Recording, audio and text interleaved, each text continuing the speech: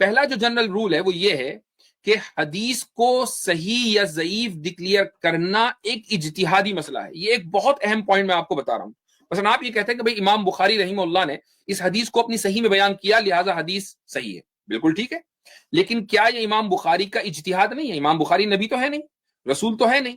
انہوں نے انویسٹیگیشن کیا، انویسٹیگیٹ کی بنیاد پر پتہ لگایا کہ یار یہ حدیث صحیح ہے، حدیث کو لے لیا.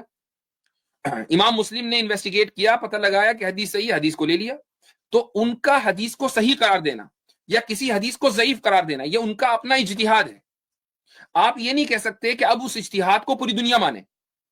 ہو سکتا ہے کہ بہت سے مجتہدین کو، یعنی میں اور آپ تو مانیں گے، لیکن بہت سے مجتہدین یہ کہتے ہیں کہ نہیں، بخاری کا یہ اجتہاد ٹھیک ہے، ان کو حق ہے اجتہاد کا اور اجتہاد پر ان کو ثواب بھی ملے گا، لیکن ہم اس اجتہاد سے اختلاف کرتے ہیں. وہ بھی تو مجتہد ہے نا. امام مسلم کے اجتہاد سے ہم اختلاف کرتے ہیں چونکہ وہ بھی مجتہد ہے. عام آدمی کو حق نہیں ہے. عام آدمی، میرا اور آپ جیسے عام آدمی کو کیا حق ہے کہ وہ بخاری اور مسلم کے اجتہاد سے ڈائریکٹ یہ کہے کہ نہیں میں نہیں مانتا. ہاں، میں کسی مجتہد کی بنیاد پر یہ کہہ سکتا ہوں کہ اس مجتہد نے نہیں مانا تو میں کیسے مان لوں. اس کی دلیل دیکھیے، تدریب الراوی مشہور ہے، اصول حدیث کی کتاب ہے. امام سیوطی رحمہ اللہ فرماتے ہیں وَالْعِلَّةُ عِبَارَةٌ عَنْ سَبَبٍ غَامِضٍ خَفِيٍّ قَادِحٍ فِي الْحَدِيثِ مَعَ أَنَّ الظَّاهِرَ السَّلَامَةُ مِنْهُ. حدیث صحیح کیا ہے اس کی شرائط پر بات کرتے ہوئے اس میں ایک شرط آتی ہے کہ حدیث میں علت نہ ہو. یعنی علت کہتے ہیں بیماری کو، عیب کو. اب علت کیا ہے؟ علت کو ڈیفائن کر رہے ہیں کہ علت ایک ایسا چھپا ہوا پوشیدہ مرض ہے حدیث کی سند میں جو ظاہراً نظر نہیں آتا. ظاہراً حدیث محفوظ ہے لیکن وہ مرض چھپا ہوا ہے، عیب چھپا ہوا ہے. ابن صلاح فرماتے، ابن صلاح اصولیین میں، اصول حدیث کے ائمہ میں ایک ان کا بلند مقام ہے. وہ یہ کہتے ہیں کہ فالحدیث المعلل مطلع فيه على علة تقدح في صحته مع ظهور السلامة ويتطرق الى الاسناد الجامع شروط الصحة ظاهرا. تو معلل حدیث وہ ہوتی ہے کہ بظاہر سند بالکل پرفیکٹ ہے، ہر راوی ایک دم پرفیکٹ، لیکن ظاہری طور پر سب کچھ صحیح ہے، اندرونی طور پر کچھ بیماری ہے. اب یہ کیسے سمجھ میں آئے گا؟ اس کی بہت ساری وجوہات ہو سکتی ہے چھپے ہوئے عیب کی. وتدرك العلة بتفرد الراوي ومخالفة غيره له مع قرائن تنضم الى ذلك تنبه العارف على وهم فيه بحيث يغلب على ظنه. اس میں صرف یہ لمبی عبارت ہے، میں صرف یہ بتانا چاہتا ہوں اس کا میں ترجمہ کر کے کہ یہ جو علت ہے، یہ جو چھپا ہوا عیب ہے، یہ ہر ایک کو سمجھ میں نہیں آتا، یہ صرف ماہر فن کو سمجھ میں آتا ہے. ایسے ہی بعض محدثین اجتہاد کے اس درجے پر پہنچ جاتے ہیں کہ حدیث دیکھتے ہی انہیں کھوٹ نظر آتا ہے. آپ ان سے پوچھیں کہ بھائی اس حدیث میں کھوٹ، اس کی دلیل کیا ہے؟ وہ کہتے ہیں دلیل ولیل نہیں، بس مجھے نظر آ رہا ہے تو ہے. تو یہ اس لیول پر پہنچنے کے بعد ہر ایک کے بس کا نہیں ہے یہ. تو سند بالکل ٹھیک ہے لیکن اندرونی گڑبڑی ہے. اب اس اندرونی گڑبڑی کی وجہ سے اس حدیث کو ریجیکٹ کر دیا جاتا ہے، وہ حدیث صحیح نہیں رہتی اگرچہ سند بالکل ٹھیک ہے. امام نووی کوئی معمولی شخصیت نہیں ہے، مسلم کی شرح انہوں نے لکھی ہے، اس کے مقدمے میں لکھتے ہیں عاب عائبون مسلما. بہت سے لوگ امام مسلم پر الزام دھرتے ہیں. کیا الزام لگاتے ہیں؟ بروایت ہی فی صحیح جماعت من الضعفاء، کہ انہوں نے اپنی صحیح میں بہت سے ضعیف راویوں سے روایت کی ہے. اس پہ الزام ہے امام مسلم پر کہ بھئی آپ نے تو ضعیف راویوں کی حدیث لے لی. اب امام نووی ان کا ڈیفینس کر رہے ہیں کہ ولا عیب علیہ فی ذلک، اس میں کوئی عیب کی بات نہیں ہے. وجوابه من اوجه ذکرها ابن الصلاح احدها، امام ابن صلاح نے بہت سے اس کے جواب دیے کہ امام مسلم نے ضعیف راویوں سے کی روایت کی. ان میں ایک جواب زبردست ہے، وہ یہ ہے کہ ہو سکتا ہے کہ وہ راوی آپ کے نزدیک ضعیف ہو اور امام مسلم کے نزدیک ثقہ ہو.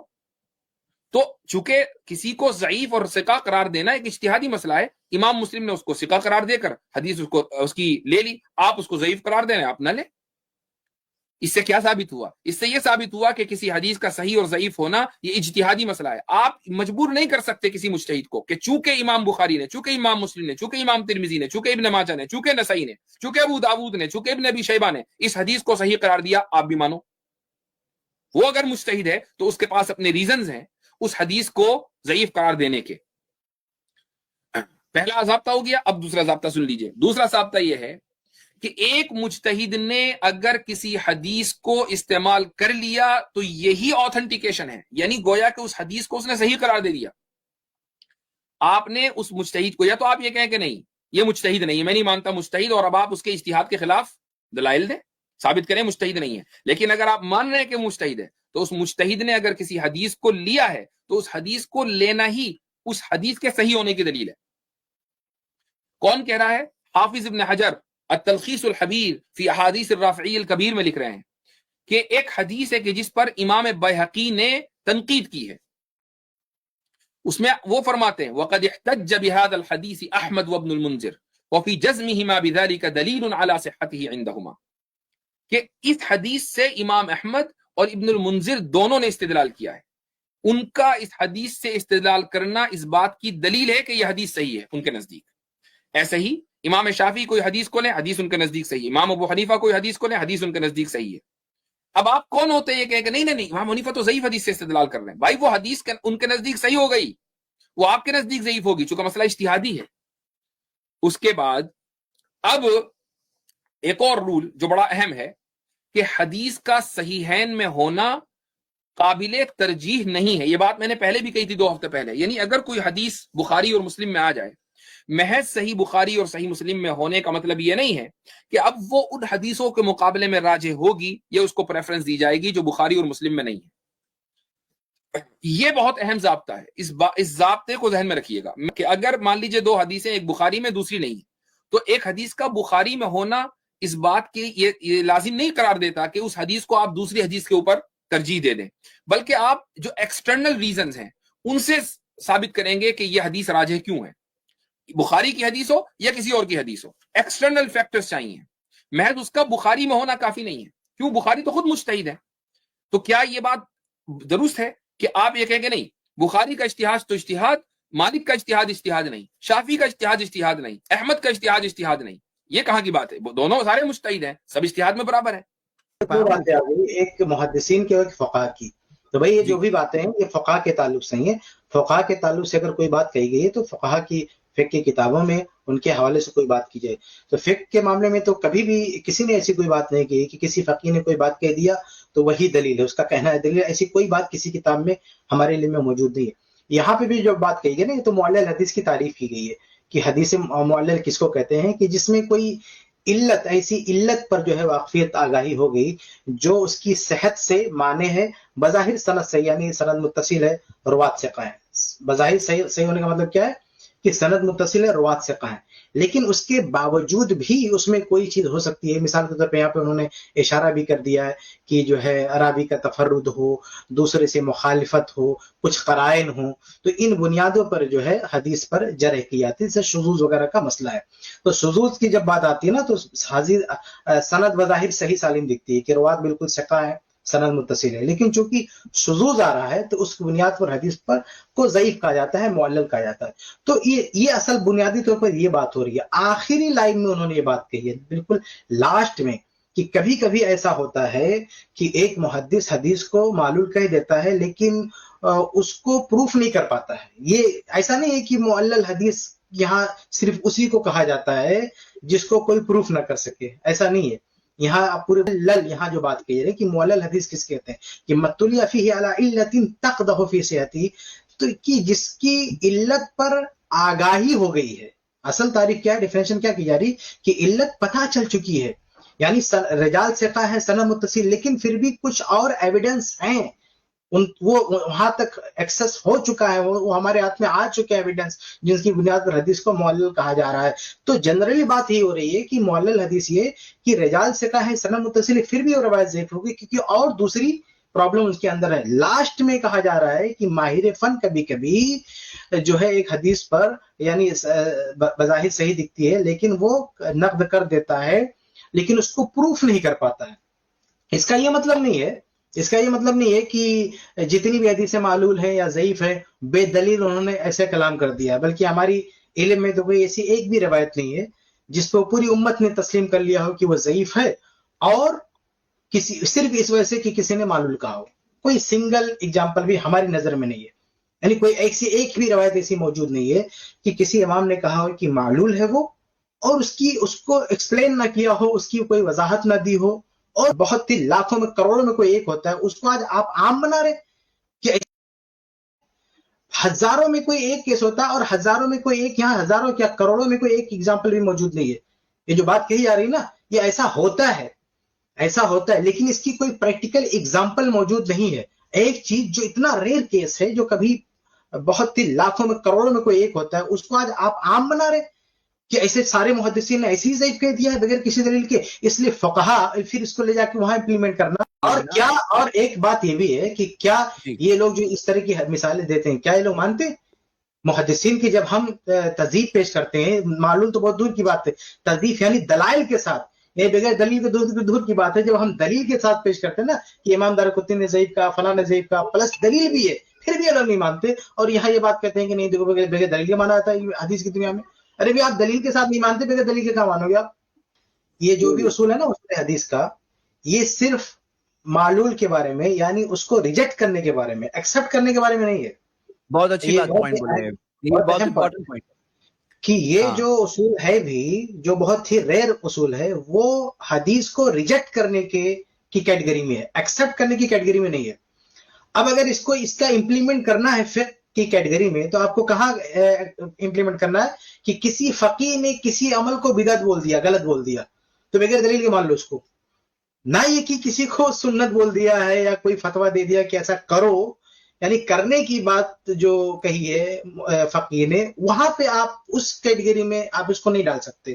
اس کو کہاں ڈالیں گے؟ جہاں کسی امام نے کسی عمل کو بدعت بول دیا، تو آپ دلیل مت مانو. تو جیسے شیخ صاحبہ نے کہا نا بو، جیسے ایک محدث بو سونگ لیتا ہے کہ یہ ضعیف ہے، ثابت نہیں ہے، تو ایسے ایک فقیہ بھی بو سونگ سکتا ہے کہ یہ چیز شریعت میں نہیں ہو سکتی ہے. تو اگر آپ کو امپلیمنٹ کرنا ہے اصول حدیث کی اس بات کو لے جا کے فقہ کی کیٹیگری میں، تو آپ فقہ کی کیٹیگری میں پھر اس جگہ جا کے امپلیمنٹ کرو جہاں ایک فقیہ کسی بات کو ریجیکٹ کر رہا ہے، جو شریعت سے منسوب ہو کے آ رہی ہے اس کو ریجیکٹ کر رہا ہے، نہ یہ کہ کوئی فتویٰ دے رہا ہے. کیونکہ اصول حدیث میں بھی ایسا کوئی رول نہیں کہ کسی محدث نے صحیح بول دیا تو آنکھ بند کر کے مان لو. معلول کے بارے میں ریجیکٹ کرنے کے سلسلے میں ہے کہ ریجیکٹ کر دیا تو اگر دلیل نہیں دے سکتا تو بھی اس کا ایک وزن ہے، لیکن یہ نہیں کہا گیا ہے کہ صحیح بول دیا اور پھر اس کا بھی وزن ہے، اب تو کوئی دنیا میں اس کو ضعیف نہیں بول سکتا، ایسا نہیں ہے. تو یہ چیز بھی بہت ہی اہم ہے، اس کو بھی نظر میں رکھیے. دیکھیے یہ جو یہاں پہ کہا گیا ہے کہ بعض نے لکھا کہ بھئی محدثین نے استدلال کیا ہے، اس سے دلیل پکڑی ہے اور جزم کے ساتھ دلیل پکڑی ہے، تو اس سے یہ لگتا ہے کہ ان کی نظر میں یہ بات جو ہے صحیح ہے. یہاں پہ کئی پوائنٹ ہے. سب سے پہلا پوائنٹ تو یہ ہے کہ یہ بات دیکھیے یہاں جو نام ہے نا امام احمد، امام ابن المنذر رحمہ اللہ، یہ ائمہ حدیث کی بات ہے، یعنی جو فن حدیث کے ماہرین ہیں، جو نقد کی صلاحیتوں سے واقف ہیں، جو اس فیلڈ کے ہیں.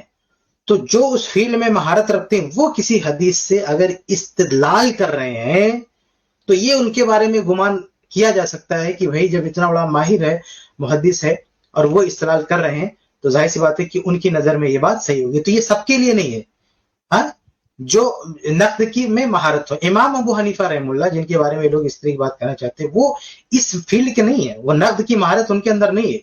اس لیے امام ابو حنیفہ رحمہ اللہ یا ان جیسے جو بھی ائمہ ہوں، جو فقہ میں کے طور پہ تو معروف ہیں لیکن نقد حدیث میں ان کی مہارت نہیں ہے، تو ان کا کسی حدیث سے استدلال کر لینا اس بات کی دلیل نہیں ہے کہ ان کی نظر میں بھی وہ روایت صحیح ہے. دوسروں کو جانے دو، ان کی نظر میں بھی، کیونکہ وہ لوگ گمان کے طور پہ بھی فقہ استدلال کر لیتے ہیں، وہ خود دعویٰ نہیں کرتے ہیں کہ روایتیں صحیح ہے. یہ پہلا پوائنٹ ہے. دوسرا پوائنٹ یہ ہے کہ جب استدلال کرتے ہیں نا محدثین یا یہ فقہا، تو یہ نظریہ بنا لینا کہ لازمی طور پر وہ صحیح ہی سمجھتے ہیں، باقاعدہ ٹیکنیکل فیصلہ اس پہ لگا رہے ہیں، یہ بھی درست نہیں. ہو سکتا ہے کہ ان کے سامنے یہ واضح نہ ہو کہ یہ روایت ضعیف ہے یا صحیح ہے، دونوں میں سے کوئی چیز کلیئر نہ ہو، لیکن پھر بھی انہوں نے استدلال کر لیا، اس لیے نہیں کہ صحیح ہے، اس لیے کہ ذوق بھی ان پر واضح نہیں ہے. تو کبھی کبھی وہ لوگ جو ہے استدلال کر لیتے ہیں. یہ دوسرا پوائنٹ ہے. تیسرا پوائنٹ یہ ہے کہ بعض لوگوں کا تو یہ اصول ہی ہے نا کہ ضعیف حدیث بعض معاملات میں چل جائے گی، یعنی وہ قیاس سے بہتر ہے یا اس سے، یہ اصول لے کے کچھ لوگ چلتے ہیں نا، کچھ لوگ یہ اصول لے کے چلتے ہیں کہ ضعیف حدیث سے استدلال چل جائے گا. تو بھائی جب ان کے یہاں یہ رول یہی ہے کہ ضعیف حدیث سے استدلال چل جائے گا، تو پھر آپ کیسے آپ کہیں گے کہ ان کا استدلال کرنا صحت کی علامت ہے؟ یہ تو ان ائمہ کے بارے میں ہو سکتا ہے جن کا یہ رول ہے، جن کا یہ اصول ہے کہ وہ ضعیف حدیث سے استدلال کو جائز نہیں سمجھتے. لیکن جن کے بارے میں آپ یہ دعویٰ کر رہے ہو دوسری جگہوں پہ کہ وہ چونکہ ضعیف حدیث بھی قبول کرتے ہیں، تو پھر ان کا قبول کرنا حدیث کے صحیح ہونے کی ضمانت کیسے ہو سکتا ہے؟ ایک اور پوائنٹ ہے اس میں کہ چلو ہم مان لیتے ہیں کہ کسی امام نے، فقیہ نے استدلال کیا، تو وہ روایت صحیح ہے. تو یہ کس کے یہاں دیکھیے لکھا کیا ہوا, علی صحتہ عندہما, ایسا نہیں کہ پوری امت کی نہ صحیح ہو جائے گی. جس نے استدلال کیا ہے زیادہ سے زیادہ آپ یہ کہہ سکتے ہیں کہ ان کی نظر میں وہ روایت کیا ہوگی, صحیح ہوگی. ان کی نظر میں صحیح ہونے کا مطلب نہیں کہ پوری دنیا کی نظر میں صحیح ہو. آپ دیکھیے یہ تو استدلال کر رہے ہیں نا, ایک ضمنی ایک اشارتی بات ہے, صراحت نہیں ہے, ایک اشارہ ہے. لیکن میں مثال دوں جہاں اشارہ نہیں صراحت ہے, وہاں بھی پوری دنیا کے لیے وہ چیز دلیل نہیں ہے. مثال کے طور پر آپ دیکھیے, مثال کے طور پر صحیح ابن خزیمہ ہے, صحیح ابن حبان ہے. یہ وہ کتابیں ہیں کہ جن کتابوں کو ان کے مؤلفین نے صحیح قرار دیا ہے, سمجھ رہے, ان کے مؤلفین نے باقاعدہ صحیح قرار دیا. یعنی ایسا کوئی اشارہ نہیں کہ استدلال کیا ہو, اشارہ نہیں, لفظ صحت کے ساتھ تصریح کر رکھی ہے کہ صحیح ابن خزیمہ, صحیح ابن حبان, یعنی اس کتاب کے مشمولات کو صحیح کہا. اس کے باوجود بھی کیا تقلیدی دنیا صحیح مانتی ہے روایتوں کو؟ کیا وہ کہیں گے کہ بھئی انہوں نے چونکہ صحیح کہہ دیا صحیح مان لیں؟ بھئی ہم یہی کہیں گے نا کہ وہ ابن حبان کی نظر میں صحیح ہے, وہ ابن خزیمہ رحم اللہ کی نظر میں صحیح ہے, لیکن دوسروں کی نظر میں وہ ضعیف ہو سکتی ہے. تو آپ ذرا سوچئے کہ جو محدثین, فقہاء نہیں محدثین جو اپنی فیلڈ کے ہیں, وہ جب پوری صراحت کے ساتھ ڈکلیئر کر رہے ہیں کہ روایتیں صحیح ہیں, پھر بھی اس کو ہم صحیح نہیں مانتے ہیں, دلائل کی بنیاد پر اس سے اختلاف کرتے ہیں, تو پھر وہ فقہاء جو اس فیلڈ کے نہیں ہیں, صراحت بھی نہیں کر رہے ہیں, صرف استدلال کر رہے ہیں, تو چلو مان بھی لو کہ ان کی نظر میں صحیح ہے, تو ابھی اس سے اختلاف کیا جا سکتا ہے نا. تو یہ چند باتیں تھیں اس حوالے سے. بہت اچھا. چلو مانا کہ انہوں نے صحیح مانا ہو, لیکن جب ہم ضعیف کہتے ہیں دلیل کے ساتھ کہتے ہیں نا, پروف کے ساتھ. دلیل ہے موجود. تو اگر جب پروف ہے, ہمارے پاس ایویڈنس ہے کہ یہ روایت ضعیف ہے, تو دسیوں لوگوں نے صحیح کہا, اس سے کیا فرق پڑتا ہے؟ یعنی ایک محدث نے استدلال کیا اور مان لو صحیح سمجھ کے استدلال کیا, صحیح سمجھ کے استدلال کیا, لیکن ایویڈنس مل گیا کہ وہ روایت کیا ہے, ضعیف ہے. ایک مثال کے طور پر سند میں کوئی راوی ہے جو کذاب ہے, جھوٹا ہے, فیبریکیٹڈ راوی ہے, یا سند جو ہے میں انقطاع ہے, ٹوٹی ہوئی ہے, ہاں, جو اس کی سند چین جو اس کا جو ہے ایک دوسرے سے لنک نہیں ہے, ہاں, تو یا کوئی بھی کسی بھی طرح کا کوئی عیب, کوئی فالٹ, کچھ بھی اس میں ہو سکتا ہے. تو اگر ہمارے پاس وہ پروف ہو گیا کہ اس میں یہ عیب ہے, تو پھر ہم یہ نہیں کہہ سکتا نا کہ فلاں نے چونکہ استدلال کر لیا اس لیے وہ صحیح ہے, چونکہ خود یہ لوگ ان کی یہ جو اس طرح کی باتیں کرتے ہیں نا, یہ خود تضاد کے شکار ہیں. کیونکہ تو کہاں مانتے ہیں لوگ بھائی؟ ابھی ہم رکعت تراویح 11 رکعت تراویح کی حدیث دکھاتے ہیں صحیح ابن حبان سے, صحیح ابن خزیمہ سے, کہتے ہیں ضعیف ہے. تو بھائی اگر آپ کی نظر میں یہ اصول ہے تو آپ کیوں جو ہے اس پہ جو ہے جرے کرتے ہو؟ تو یہاں میں نقطہ یہ واضح کرنا چاہتا ہوں, جب ہمارے پاس دلیل آ گئی نا کہ روایت ضعیف ہے, تو دلیل آنے کے بعد یہ کہنا کہ فلاں نے صحیح کہا ہے, یہ دلیل نہیں ہے. جی, جیسے اجتہاد میں ہوتا ہے, جیسے اجتہاد میں ہوتا ہے, فقیہ نے اجتہاد کا کوئی فتویٰ دیا, اب ہمیں دلیل اس کے خلاف مل گئی, تو ہم یہ تھوڑی کہیں گے کہ چونکہ فقیہ کا یہ ضابطہ ہوتا ہے کہ صحیح دلیلوں ہی سے فتویٰ دیتا ہے, اس لیے ہم اس کو پکڑیں گے. نہیں, ہمارے پاس اس کے برخلاف دلیل آئی ہے, ہمارے پاس ایویڈنس ہے کہ وہ بات غلط ہے, ہم اس کو غلط بولیں گے, گرچہ اس کا یہ اصول ہو کہ وہ صحیح بات کرتا ہو سکتا ہے کہ وہ راوی آپ کے نزدیک ضعیف ہو اور امام مسلم کے نزدیک ثقہ ہو. تو چونکہ کسی کو ضعیف اور ثقہ قرار دینا ایک اجتہادی مسئلہ ہے, امام مسلم نے اس کو ثقہ قرار دے کر حدیث اس کی لے لی, آپ اس کو ضعیف قرار دے رہے ہیں, آپ نہ لیں. اس سے کیا ثابت ہوا؟ اس سے یہ ثابت ہوا کہ کسی حدیث کا صحیح اور ضعیف ہونا یہ اجتہادی مسئلہ ہے. آپ مجبور نہیں کر سکتے کسی مجتہد کو کہ چونکہ امام بخاری نے, چونکہ امام مسلم نے, چونکہ امام ترمذی نے, چونکہ ابن ماجہ نے, چونکہ نسائی نے, چونکہ ابو داؤد نے, چونکہ ابن ابی شیبہ نے اس حدیث کو صحیح قرار دیا, آپ بھی مانو. وہ اگر مجتہد ہے تو اس کے پاس اپنے ریزنز ہیں اس حدیث کو ضعیف قرار دینے کے. حقیقت میں یہ بات صحیح, ہم اسے اتفاق کرتے ہیں کہ حدیث پہ حکم لگانا اجتہادی مسئلہ, بلکہ اس میں میرا ایک آرٹیکل ہے تقریباً 17 سال پہلے کا لکھا ہوا ہے, شاید آپ کو انٹرنیٹ پہ مل جائے گا, کہ میرا آرٹیکل 15-17 سال پہلے آرٹیکل میں نے لکھا ہے, صرف اس کا ٹاپک یہ ہے کہ حدیث پہ حکم اجتہادی ہوتا ہے.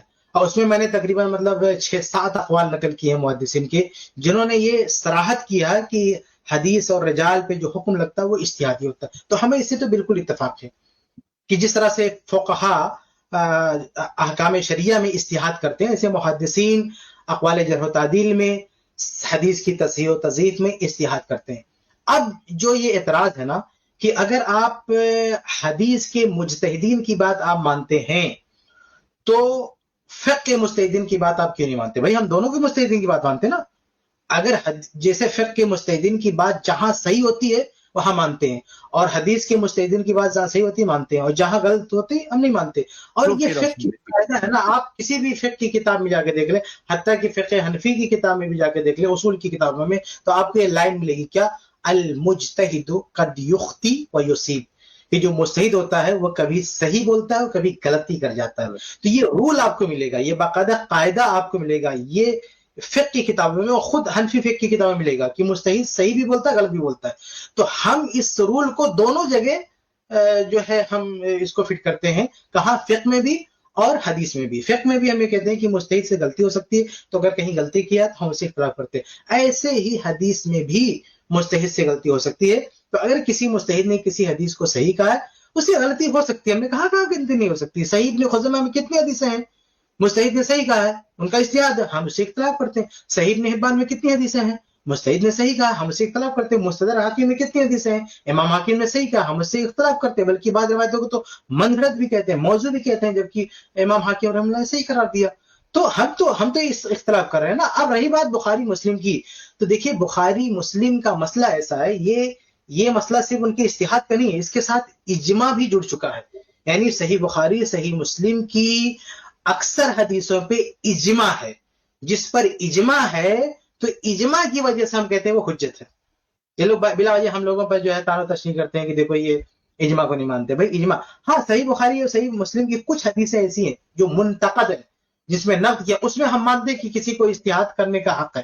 لیکن جن حدیثوں کو، ان حدیثوں کو جو سلیکٹڈ حدیثیں، چند حدیثیں، ان کو چھوڑ کر باقی جو مسلم بخاری مسلم کی حدیثیں، چونکہ ان کے ساتھ اجماع امت اٹیچ ہو چکا ہے، اس لیے اجماع کی وجہ سے اب ان کا مقام قطعیت تک پہنچ چکا ہے. یہ صحیح ہے اور قطعی ہیں. اس لیے ان بخاری مسلم کی حدیثوں پر وہ بات نہیں کہی جا سکتی ہے جو صحیح ابن خزیمہ اور صحیح دوسرے مسائل میں. یہ بالکل ایسے ہے نا جیسے فقہی مسائل میں، جیسے مجتہدین نے کوئی بات کی اور اجماع ہے، تو اگر فقہی مسائل میں فتاوا میں مجتہدین کے فتاوا پر اجماع ہو گیا تو ہم وہاں آبجیکشن نہیں کر سکتے نا. ہاں وہاں اجماعی مسائل میں جس فتاوا پر اجماع ہو چکا ہے، ہم یہ کہیں گے وہ صحیح ہے، اس سے اس طرح اختلاف نہیں کر سکتے. ایسی حدیث میں بھی جس کی صحت پر محدثین نے اتفاق کر لیا، اجماع کر لیا، ہم اسے اختلاف کی گنجائش نہیں دے سکتے اس سے. یہ پوائنٹ آپ سمجھیں. تو اجتہاد محدثین بھی کرتے ہیں، فقہا بھی کرتے ہیں، ہمیں یہ قبول، ہمیں اس سے کوئی اختلاف نہیں ہے. اجتہاد میں جیسے فقہا سے غلطی ہوتی ہے، ایسے محدثین سے بھی غلطی ہوتی ہے، اس سے بھی کوئی اختلاف نہیں ہے. لیکن جس طرح سے فقہ میں جن مسائل میں اجماع ہو جائے پھر آپ اسے غلط نہیں کہہ سکتے، ایسے ہی حدیث کی صحت و تصحیح و تضعیف میں جن روایات کے صحیح ہونے پہ اجماع ہو جائے یا جن روایات کے ضعیف ہونے پہ اجماع ہو جائے، اس میں آپ کوئی الگ بات نہیں کر سکتے. بخاری مسلم کا معاملہ یہ ہے کہ ان کی صحت پر اجماع ہو چکا، اتفاق ہو چکا. اس تعلق سے بہت سارے اقوال میں نے اپنی کتاب طلاق والی کتاب میں نے جمع کیا، کیونکہ وہاں جو صحیح مسلم کی حدیث ہے 3 طلاق والی، اس کو کچھ لوگوں نے ضعیف کرنے کی کوشش کی، تو وہاں میں نے بہت سارے اقوال، حتیٰ کہ علماء احناف کے اقوال بھی، بلکہ دیوبندی بریلویوں کے اقوال بھی میں نے نقل کر دیے ہیں کہ ان لوگوں نے باقاعدہ اعتراف کیا کہ بخاری مسلم کی حدیث کی صحت پہ اجماع ہو چکا ہے. تو چونکہ بخاری مسلم پر اجماع ہو چکا ہے تو اس اجماع کی وجہ سے ہم کہتے ہیں حجت اس کو ماننا ہے. جیسے آپ بار بار اجماع کا حوالہ دیتے دوسرے اجتہادی مسائل میں، ان مجتہدین کی اس مسئلے پہ اجماع ہو چکا ہے اس لیے ماننا ہے، اس لیے ہم کہتے ہیں یہاں بھی اجماع ہو چکا ہے ماننا ہے. یہ کون سی بات ہوئی کہ فقہ میں اجماع حجت اور حدیث میں اجماع حجت نہیں ہے؟ جب دونوں جگہ اجتہاد ہو رہا ہے تو دونوں جگہ میں جن کے اجتہاد پر اجماع ہوگا حجت ہوگا، مانا جائے گا اس کو. ہم حنفی اسکول میں آ جاتے ہیں. اس کے بعد یہ ایک کوئکلی میں بتا رہا ہوں، ورنہ 10-12 چیزیں مالکی اسکول کے جو امتیازات ہیں وہ ہیں. اب اس کے بعد ہم حنفی اسکول میں آ جاتے ہیں. حنفی اسکول میں کیا چیز ہے؟ سب سے پہلی جو بنیاد ہے وہ یہ ہے کہ حدیث accepted if it agrees with the قرآن. پہلا اصول ان کا یہ ہے کہ بھائی اگر کوئی حدیث مان لیجئے قرآن کریم سے موافقت رکھتی ہے تو ہم اس حدیث کو صحیح مان لیں گے، اگرچہ اس سند میں تھوڑا بہت اس کی کمزوری ہے، لیکن قرآن سے موافقت کی وجہ سے ہم اس حدیث کو مانیں گے. اور قرآن سے اگر وہ موافقت نہیں رکھتی ہے تو ہم اس حدیث کو ریجیکٹ کر دیں گے، چاہے سند کے اعتبار سے وہ کتنی مضبوط کیوں نہ ہو. اس کی مثال وہی ہے فاطمہ بنت قیس رضی اللہ عنہا کا جو روایت ہے کہ جو مطلقہ بائنہ ہے، کہ جس عورت کو طلاق بائنہ دے دی گئی اس کو نہ تو نفقہ ملے گا نہ ہی اس کو رہائش ملے گی. تو وہاں پر جس طرح حضرت عمر رضی اللہ عنہ نے اس روایت کو ریجیکٹ کر دیا تھا. کیوں ریجیکٹ کیا تھا؟ چونکہ یہ روایت قرآن کریم کے خلاف ہے. قرآن کریم میں اللہ تعالیٰ فرماتا ہے کہ وَأَسْكِنُوهُنَّ مِنْ حَيْثُ سَكَنْتُمْ، کہ جہاں تم رہتے ہو وہاں تم ان کو رکھو، ان کو رہائش دو. اور اسی طریقے سے وَإِن كُنَّ أُولَاتِ حَمْلٍ فَأَنفِقُوا عَلَيْهِنَّ، کہ اگر وہ حاملہ ہوں تو تم ان کے اوپر خرچہ کرو. کب تک خرچہ کرو؟ جب تک کہ وہ بچے کو جنم نہ دیں، یعنی جب تک ان کی عدت ختم نہ ہو جائے. تو ان دو آیتوں کی وجہ سے چونکہ فاطمہ بنت قیس کی روایت قرآن کی مخالفت کر رہی تھی، اس لیے جس طرح حضرت عمر رضی اللہ عنہ نے اس روایت کو ریجیکٹ کیا، احناف بھی، حنفیہ کے نزدیک بھی یہ اصول ہے کہ ہر وہ روایت جو قرآن کے مخالف ہوگی اس کو ریجیکٹ کر دیا جائے گا، سندن چاہے وہ کتنی مضبوط کیوں نہ ہو. اس چیز کو کہا جاتا ہے علت، یعنی وہ سند کو نہیں دیکھتے خالی، وہ یہ دیکھتے ہیں کہ علت کیا ہے. علت ایک ایسی چیز ہے کہ جو ہر ایک کے سمجھ میں نہیں آتی ہے. فقہ حنفی میں اگر ایسا کوئی اصول ہے تو ہم بلا تردد کہتے ہیں کہ یہ اصول غلط ہے. قرآن و حدیث کی روشنی میں اصول بنا لینا کوئی دلیل تھوڑی ہے بھائی، اصول بھی دلیلوں کا محتاج ہے نا. جیسے فتاوا، فقہ حنفی کے جو فتاوا ہیں وہ بھی اگر قرآن و حدیث سے، اصولوں سے ٹکرائیں گے، ریجیکٹ کر دیے جائیں گے، تو ایسے جو اصول ہیں وہ بھی تولے جائیں گے نا شریعت کی میزان پر. اگر وہ اصول غلط ہوں گے تو بھی ریجیکٹ کر دیے جائیں گے. تو یہ اصول کہ قرآن و حدیث، قرآن کے خلاف کوئی روایت ہو تو وہ رد کر دی جائے گی، یہ غلط ہے. کیونکہ قرآن کے خلاف وہ روایت یہ کون طے کرے گا؟ قرآن کے خلاف وہ روایت یہ کون؟ اچھا ایک چیز میں پہلے واضح کر دوں کہ حقیقی معنوں میں کوئی روایت قرآن کے خلاف ہو جائے امپاسبل، یہ ہو ہی نہیں سکتا، یہ ممکن ہے. کیونکہ قرآن بھی اللہ کی طرف سے ہے اور حدیث بھی اللہ کی طرف سے ہے، اور اللہ تعالیٰ کی باتوں میں تضاد نہیں ہو سکتا ہے. کوئی اگر وہ روایت قرآن کے خلاف ہے تو وہ ضعیف ہوگی. صحیح روایت قرآن کے خلاف نہیں ہو سکتی، ایسا ہو ہی نہیں سکتا، ایسا ممکن ہی نہیں. بلکہ قرآن تو بہت اونچی چیز ہے، صحیح حدیث دوسری صحیح حدیث کے خلاف بھی نہیں ہو سکتی ہے. تو جب ایک حدیث صحیح حدیث کے خلاف نہیں ہو سکتی تو قرآن کے خلاف کیسے ہو سکتی ہے؟ یہ کسی کے فہم کا مسئلہ ہو سکتا ہے کہ ان کے فہم میں وہ چیز قرآن کے خلاف لگ رہی ہے، لیکن حقیقی معنوں میں یہ ممکن نہیں ہے. اس لیے اگر ہم یہ دروازہ کھول دیں نا کہ ہر آدمی یہ کہتا رہے کہ قرآن کے خلاف ہے، تب تو یہی تو منکرین حدیث کہتے ہیں. منکرین حدیث کا تو یہی دعویٰ ہے کہ قرآن کے خلاف ہے، ہم قرآن کے علاوہ کوئی بھی روایت لاؤ تو وہ قرآن کے خلاف، حالانکہ قرآن کے خلاف نہیں ہوتی ہے، ان کے قرآن کے اخذ کردہ فہم کے خلاف ہوتی ہے. اپنے فہم کے خلاف تاکہ حدیث کو رد کر دیتے ہیں اور دعویٰ کرتے ہیں کہ قرآن کے خلاف ہے. تو یہ اصول ہی غلط ہے، یہ اصول ہی غلط ہے. اور آپ کو حدیث میں آپ کو ایسا تائید کے طور پہ تو ایسا ملے گا محدثین کے یہاں، آپ کو تائیدن ایسا ملے گا کہ یہ چیز قرآن کے بھی خلاف ہے، لیکن باضابطہ اسی پہ بنیاد رکھتے ہوئے حدیث کو ریجیکٹ کر دیا گیا کہ اس کی ساری سند صحیح ہے، سارا معاملہ ٹھیک ہے، بس یہ ہے کہ وہ قرآن کے خلاف ہے اس لیے اس کو رد کر دیا گیا. ایسی کوئی مثال نہیں ملتی ہے. اب رہی بات یہ ہے کہ عمر رضی اللہ تعالیٰ عنہ نے جو ہے فاطمہ بنت قیس رضی اللہ تعالیٰ عنہ کی روایت کو رد کر دیا. تو یاد رہے کہ صحیح مسلم کی روایت تو صحیح ہے، اللہ کے نبی صلی اللہ علیہ وسلم کے حوالے سے فاطمہ بنت قیس رضی اللہ تعالیٰ عنہ نے جو کچھ نقل کیا وہ صحیح ہے، ثابت ہے، اس میں کوئی کلام نہیں ہے. لیکن اس کے ساتھ جو اٹیچ ہے عمر رضی اللہ تعالیٰ کا قول، یہ ثابت نہیں ہے. امام دارقطنی رحمہ اللہ نے اس پہ نقد کیا ہے کہ حدیث میں جو یہ جوڑ دیا گیا کہ عمر رضی اللہ تعالیٰ نے کہا کہ ہم اس کو نہیں مانیں گے، یہ بات ثابت نہیں ہے. صحیح بخاری، صحیح مسلم میں بھی حدیثیں سب صحیح ہیں، لیکن کبھی کبھی حدیثوں کے ساتھ کوئی چیز ایسی جڑ جاتی ہے جو صحیح نہیں ہے. جیسے صحیح بخاری میں روایت ہے نا کہ اللہ کے نبی صلی اللہ علیہ وسلم نے خودکشی کا ارادہ کیا اور یہ کہا کہ پہاڑ سے میں اپنے آپ کو گرا لوں، وہ صحیح بخاری موجود ہے. لیکن صحیح بخاری کی پوری سند کے ساتھ جو بیچ میں بات آ گئی وہ مدرج ہے، وہ ثابت نہیں ہے. ایسے صحیح بخاری میں معلق کی روایت بھی آ گئی نا کہ ابو لہب جہنم میں گیا، وہاں اس کو پینے کے لیے شربت مل رہا ہے. تو ایسا نہیں ہے کہ صحیح بخاری اور صحیح مسلم میں جو بات آ گئی ہے وہ ہر بات سند کے ساتھ اٹیچ ہے، پوری اس کا بھی پورا درجہ وہی ہے جو اصل روایات کا ہے. تو ایسے جو یہ بات آ گئی ہے کہ عمر رضی اللہ تعالیٰ نے کہا کہ ہم اس کو نہیں مانیں گے، یہ بات ثابت نہیں ہے. پہلی بات. دوسرا پوائنٹ یہ ہے کہ اگر اس کو آپ ثابت مانتے تو اصول یہ تھوڑی بنتا ہے کہ قرآن کے خلاف حدیث کو رد کر دیا جائے گا. اصول کیا بنتا ہے کہ عورت کی روایت کو رد کر دیا جائے گا.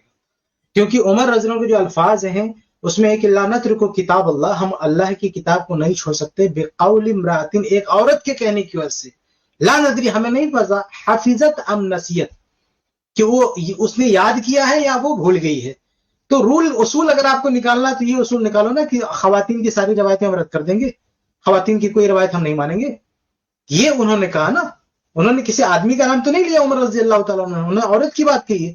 تو اس سے اصول کیا نکلتا ہے کہ کوئی عورت کا بیان کردہ بات قرآن کے خلاف آتی ہے، ان کی روایت، خواتین کی روایت آتی ہے، تو اس کو جو ہے رد کر دیا جائے گا. چنانچہ وہ ضعیف وہ جملہ ثابت نہیں, لیکن اسی طریق میں بعض جگہ دیکھیں گے تو وہ گواہی مانگ رہے, سپورٹنگ چیز مانگ رہے ہیں عمر رضی اللہ عنہ کی, اور یہ بات اگر تم کہہ رہی ہو تو اس کا کوئی سپورٹنگ کوئی گواہ ہے, تو اس کا مطلب کیا ہے کہ عمر رضی اللہ تعالیٰ عنہ ایک عورت کی کے تعلق سے بات کریں. تو اگر آپ کو اس کو صحیح ماننا ہے, عمر رضی اللہ عنہ کی طرف اس کی نسبت کو صحیح ماننا ہے, تو اصول یہ نکالیے کہ عورت کی روایت جو ہے قبول نہیں ہوگی, اور یہ پوری دنیا میں جو ہے کسی کا کوئی اصول نہیں ہے.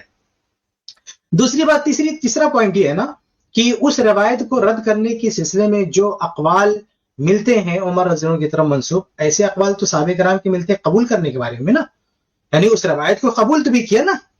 تو اگر عمر رضی اللہ عنہ کا قول ہم ثابت ہی مان لیں کہ انہوں نے ایسا کہا, تو دوسرے صحابہ کرام کے اقوال کو آپ کیوں نظر انداز کر رہے ہیں جنہوں نے ان سے بڑی تعداد میں اس کو ایکسپٹ کیا, قبول کیا ہے.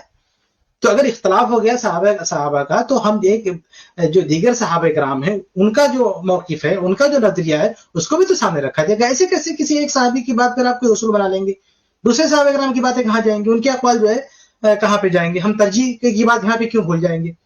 اور ایسا تو نہیں کہ اپنی منمانی ہم کوئی چیز اصول بنا لیں گے. اور چوتھی بات یہ ہے کہ دیکھیے عمر رضی اللہ تعالی عنہ سے پہلے ابو بکر صدیق رضی اللہ تعالی عنہ کا دور ہے, انہوں نے کیا اصول پیش کیا ہے قرآن اور حدیث میں. اگر کہیں ٹکراؤ دکھتا ہے تو اصول کیا پیش کیا ہے ذرا وہ بھی دیکھ لیں. چنانچہ ایک روایت ہے سنن ترمذی کی, اس میں ابو بکر صدیق رضی اللہ عنہ کہتے ہیں کہ ایھا الناس, کہ اے لوگو, انکم تقرؤون هذه الآیہ, کہ تم لوگ قرآن میں یہ آیت پڑھتے ہو, یا ایھا الذین آمنوا علیکم انفسکم, کہ اے ایمان والو تم اپنا اپنا خیال رکھو, لا یضرکم من ضل اذا اہتدیتم, کہ اگر تم ہدایت پر ہو تو جو گمراہ ہے وہ تمہیں نقصان نہیں پہنچا سکتا. یعنی گمراہ بگڑے ہوئے شخص کا وبال تم پر نہیں آئے گا, یہ قرآن کی آیت ہے. تو ابو بکر صدیق رضی اللہ تعالیٰ عنہ نے یہ آیت پڑھ کے آگے کیا کہا کہ وَإِنِّي سَمِعْتُ رَسُولَ اللَّهِ صلی اللہ علیہ وسلم, میں نے اللہ کے نبی صلی اللہ علیہ وسلم کو فرماتے ہوئے سنا ہے کہ ان الناس اذا رأوا الظالم فلم یاخذوا علی یدیہ, کہ لوگ اگر ظالم کو دیکھیں اور اس کا ہاتھ نہ روکے, اوشکا ان یعمہم اللہ بعقاب منہ, تو قریب ہے کہ اللہ تعالیٰ سب کو جو ہے اس کی سزا دے گا. تو یہ جو روایت ہے اس میں میں کہہ رہا تھا یہ جو روایت ہے سنن ترمذی کی صحیح روایت ہے, اور اس میں ابو بکر صدیق رضی اللہ عنہ نے قرآن کی ایک آیت پیش کیا اور کہا اس آیت کی وجہ سے یہ نہ سمجھنا کہ دوسرا آدمی اگر غلط کر رہا ہے تو تم پر کوئی فرق نہیں پڑے گا, کیونکہ میں نے اللہ کے نبی صلی اللہ علیہ وسلم کو فرماتے ہوئے سنا ہے کہ اگر کوئی ظلم کر رہا ہے تم نے نہیں روکا تو اس کا وبال سب پر آئے گا. تو ابو بکر صدیق رضی اللہ عنہ یہ بتانا چاہتے ہیں کہ یہ حدیث جو ہے, یعنی یہ آیت تو کچھ بتا رہی ہے, لیکن اس حدیث اس کا ایک خاص مفہوم بتا رہی ہے کہ ایسا بھی ہو سکتا ہے. یعنی آیت کی بات اپنی جگہ پر صحیح ہے, لیکن اس کے برخلاف بھی, یعنی ایکسیپشن بھی ہو سکتے ہیں, اس کے برخلاف بھی کوئی چیز ایسی ہو سکتی ہے. تو ابو بکر صدیق رضی اللہ عنہ تو رد نہیں کیا نا, خلیفہ اول نے تو حدیث کو رد نہیں کیا, ریجیکٹ نہیں کیا کہ قرآن میں ایسا ہے حدیث میں دونوں کو لے کر چلے. تو خلیفہ اول کو آپ کیوں بھول گئے, پہلے خلیفہ کو آپ کیوں نظر کریں, ان کے اصول پر, ان کی روایت پر آپ نے اصول کیوں نہیں بنایا. آپ نے عمر جبکہ یہ ثابت ہے ابو بکر صدیق رضی اللہ تعالیٰ عنہ کی یہ حدیث ثابت, اس میں کوئی مسئلہ نہیں ہے, کسی بھی محدث نے اس پہ نقد نہیں کیا, لیکن وہ جو روایت عمر رضی اللہ عنہ کی امام دارقطنی نے نقد کیا اس پر آپ نے اپنا اصول کیوں بنا لیا. تو خلاصہ یہ ہے کہ وہ اچھا ہم آخر میں یہ بتا دیں کہ اس میں اصل میں ایک فہم کا مسئلہ ہے. وہ جو فاطمہ بنت قیس رضی اللہ عنہ کی روایت ہے اس میں جو ہے کہ کسی عورت کو فائنل طلاق ہو گئی تو نہ کوئی نفقہ ہے نہ کوئی سکنا ہے, تو یہ اصل میں تیسری طلاق کے بارے میں ہے. اور جو قرآن کی آیت ہے جو اس حدیث میں آگے مینشن ہے کہ قرآن کی آیت کو پیش کیا گیا اور کہا گیا کہ یہ تو اس آیت کے خلاف حدیث جاری, وہ آیت طلاق رجعی کے بارے میں.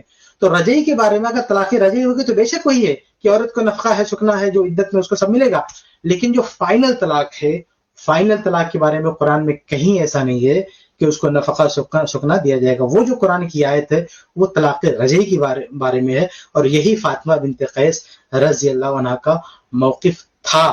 تو جو اصل چیز ہے کہ قرآن کی آیت کی اس حدیث کے خلاف نہیں ہے, قرآن کی جو آیت ہے وہ طلاق رجعی کے بارے میں, اور جو حدیث ہے وہ فائنل طلاق کے بارے میں ہے, اس سے دونوں میں کوئی ٹکراؤ نہیں ہے. جی, اگر ایک آدمی دین کے معاملے میں کسی کی اتباع کر رہا ہے تو اس کا معیار کیا ہونا چاہیے؟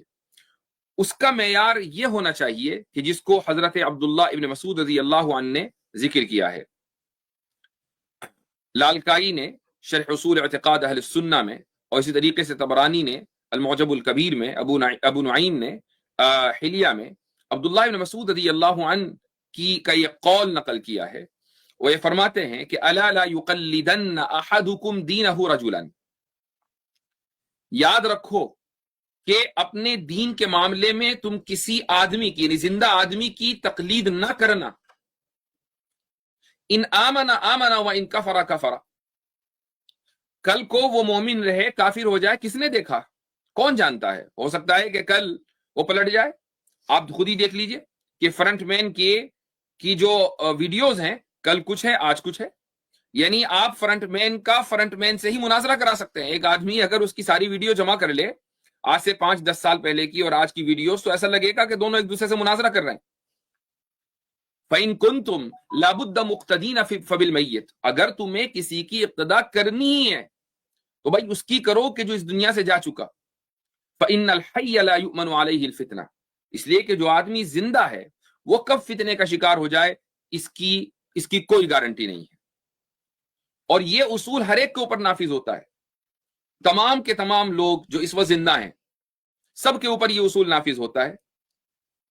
ہاں، اگر کوئی آدمی یہ کہتا ہے کہ جی میں نے یہ علوم پڑھے ہیں، میں فتویٰ دیتا ہوں، اور وہ فتویٰ اپنی رائے سے دے رہا ہو، اس نے نہ اجتہاد کے اصول کو فالو کیا ہو، وہ نہ قرآن و سنت سے اور دیگر جو علماء متقدمین ہیں ان کے فتاویٰ پر اعتماد کرتا ہو، اپنی رائے تھوپ رہا ہے، تو وہ شخص ظاہر ہے کہ آپ اس کا مطلب اس کی اقتداء کر رہے ہیں. اس کی بھی اقتداء کرنا حرام ہے. اقتداء صرف اس کی ہوگی کہ جو گزر چکا یا جو گزرنے والوں کی بات کو نقل کر رہا ہے. ہاں، اگر آپ گزرنے والے لوگوں کے اوپر تنقید کر رہے ہیں اور امت نے ان کو اولیاء صالحین مان لیا ہے، یہ شرط ہے، ان کو امت نے اہل علم مان لیا ہے، اولیاء مان لیا ہے، صالحین مان لیا ہے، تو پھر اور آپ اس شخص کی باتوں میں آ گئے تو پھر آپ نے عبداللہ ابن مسعود رضی اللہ عنہ کے اس قول کی خلاف ورزی کی. یہ کوئی معمولی صحابی نہیں ہے، یہ فقہائے صحابہ میں ان کا بہت اونچا مقام ہے. اور یہ قول اسنادہ صحیح ہے. حیثمی مجمع الزوائد میں فرماتے ہیں کہ اس قول کی جو سند ہے اس کے تمام روایت کرنے والے وہی ہیں جو کہ صحیح حدیث کی روایت کرنے والے ہیں. وَرِجَالُهُ رِجَالُ الصَّحِيحِ. بڑا ہی پیارا قول ہے. اگر پوری طرح سے آپ دھیان دیں تو اس میں کیا ہے، الا لا یقلدن احدکم دینہ رجلا، کہ تم میں سے کوئی بھی شخص اپنے دین میں کسی کی تقلید نہ کرے. کیسے؟ ان آمنا، وہ ایمان لائے تو تم بھی ایمان لاؤ گے، وہ کفرا، وہ انکار کر دے تو تم بھی انکار کر دو. میں نے یاد کیجئے کسی اسٹریم میں نے کہا تھا کہ یہ تو اس طرح کی اگر کوئی تقلید کہے گا تو وہ شرک ہو جائے گا، کہ وہ ایمان لائے گا تبھی ایمان لاؤ گے، وہ کفر کرے گا تو تم کفر کر دو گے. کسی کو اس مقام پر پہنچا دینا یہ تو بہت اعلیٰ درجے کی بدترین چیز ہے. یہ آگے فَإِن كُنتُمْ لَا بُدَّ مُقْتَدِينَ. اب دیکھیں یہاں الفاظ بدل رہے ہیں نا. پہلے کیا تھا کہ تقلید مت کرنا، تقلید کو ریجیکٹ کر دیا، خارج کر دیا. اب آگے کہہ رہے اگر تمہیں کچھ کرنا ہی ہے تو لا بد اقتداء، اس کو ہم اتباع کہتے ہیں. تو جس کی گنجائش دے رہے ہیں وہ اتباع ہے. تقلید سے منع کر دیا انہوں نے، لیکن کہا کہ اگر تمہیں کرنا ہے اقتداء یعنی اتباع کرنی بھی ہے فبالمیت، تو جو فوت ہو چکا ہے اس کی. اب یہ فوت ہو چکا ہے کون مراد ہے؟ صحابہ کرام مراد ہے. یہی تو ہمارا منہج ہے.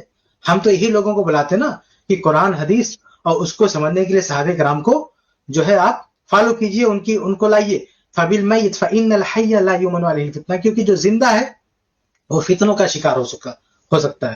جو اس دنیا سے جا چکا ہے تو وہ جو جا چکا ہے اب اس کی باتیں ہمارے سامنے ہیں، وہ فتنوں کا شکار نہیں تھا. لیکن ابھی جو زندہ ہے، آگے کا جو دور ہے وہ فتنوں کا دور ہے، اور وہ فتنوں کے شکار ہو سکتے ہیں، کچھ بھی ہو سکتا ہے. اس لیے جو چلے گئے، یعنی مراد ان کی کیا ہے، یہ اشارہ کر رہے ہیں صحابہ کرام جو سینئر صحابہ ہیں اس دنیا سے جا چکے، کہہ رہے ہیں وہ سینئر صحابہ فتنوں کے دور میں نہیں تھے، وہ فتنوں کے شکار نہیں تھے، وہ اس دنیا میں اچھے تھے.